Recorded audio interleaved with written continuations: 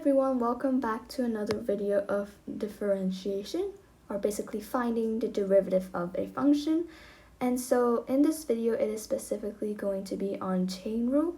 So we're going to be finding the derivative of, you can say, composite functions.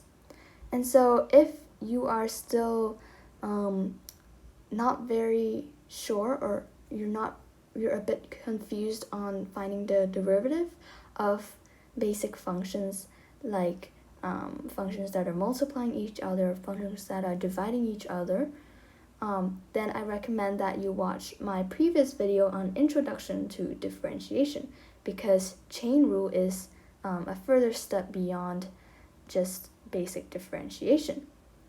So first of all, recall from previously, we know that to find the derivative, let's say y equals to n to the power of x to the power of n, then the derivative is always going to be n times x to the power of n minus 1. So for example, if y equals 2x squared, then the derivative is going to be 2x.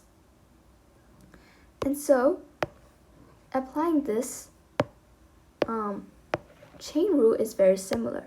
So basically we have a composite function.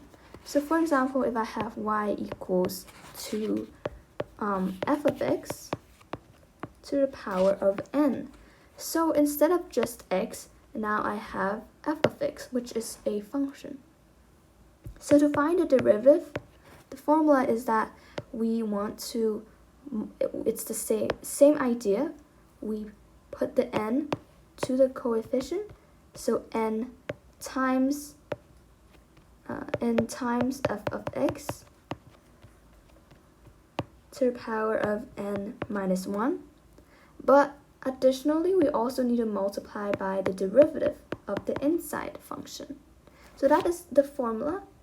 So now let's try applying that to the problems that we're going to do. One of the things that really help me when I do these kind of problems is first identifying what the inside function is. So the inside function here, this I will call it u. So we have y equals to u to the power 4. And we know that u is equal to the inside function, which is x squared minus 2x. So what you want to do now is multiply the derivative of u to the power 4 and the derivative of u.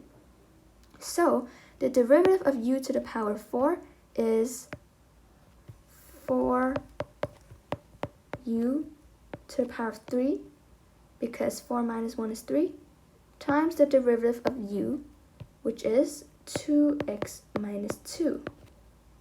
So now I want to simplify the function by plotting u in, because I don't want u to be inside my function. So I basically just substitute u, which we defined here already, which is x squared minus 2x to the power of 3 times 2x minus 2. And there you have it. That is how you find the derivative of a composite function. So now let's try another one. Again, I want to first identify the inside function. So I have y equals to u to the power of negative 5, where u is equal to 4x to the power 4 plus 3. And to find the derivative, again, you want to multiply the derivative of u to the power of negative 5 and the derivative of u. So the derivative of u to the power of negative 5 is negative 5u to the power of negative 6 times the derivative of u, which is 4 times 4 is 16, x, 4 minus 1 is 3, and 3 is a constant, so the derivative is 0. So to simplify that, again, plot in u. So I have 4x to the power of 4 plus 3 to the power of negative 6 times 16x to the power of 3. And there you have it. Now, last but not least, let's try this problem. So here we see that it is a square root. So what do we do? Well, it's the same. We know that square root is the same as 5x plus 4 to the power of negative 1, to the power of 1 over 2. And so again, here, what you want to do is figure out the inside function, u. So y equals to u to the power of 1 over 2 where u equals to 5x plus 4.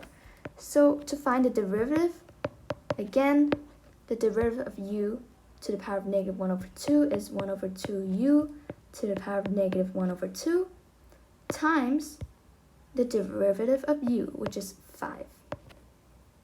So now I want to plot in u. So 1 over 2 times 5x plus 4 to the power of negative 1 over 2 times 5, which is basically the same as 5 over 2 times 5x plus 4 to the power of negative 1 over 2. So there you have it. That is how you use the chain rule to solve for composite functions. So one of the takeaways when finding the derivative of these type of functions is the first thing you want to do is figure out the inside function, define it as any variable, I just call it u, and then you just find the derivative of those two things, and in the end just plot in u because you want all your variables to be x and not u. And so it's just that, it's very simple. In the beginning, sometimes you get confused, and that is normal, but really it's the practice that really helps when you solve.